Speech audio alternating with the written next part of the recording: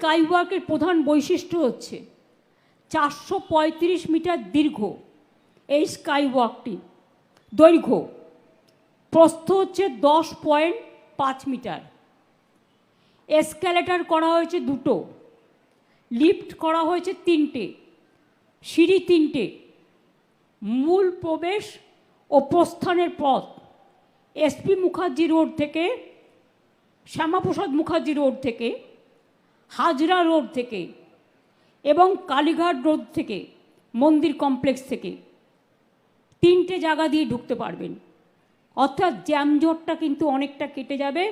আর মানুষ মনের আনন্দে একটা তীর্থস্থান, যেটা আন্তর্জাতিক তীর্থস্থান, সতীপীঠ, আমরা অনেক সময় বলি নকুলেশ্বর ভৈরবী, নকুলেশ্বর ভৈরব, নকুলেশ্বরকে বলি আমরা নকুলেশ্বর ভৈরব।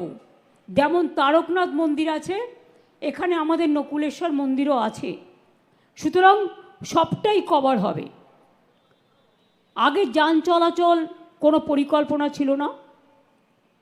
এছাড়াও এলাকা পুরোটাই আলো দিয়ে সাজানো হয়েছে, সমস্তটাই প্ল্যান করা হয়েছে। এছাড়াও আমার হকার্স ভাই বোনেদের জন্য রিফিউজি হকার্স কর্নার বিল্ডিংও আমরা তৈরি করে দিয়েছি। ওরা বলেছিল ওটা এয়ার কন্ডিশন করে দেওয়ার জন্য, সেটাও করে দেওয়া হয়েছে। সুতরাং আর যারা পুজো দিতে যাবেন তাদের ডালার দোকান স্কাইওয়াকের এক পাশে থাকবে, তাই তো?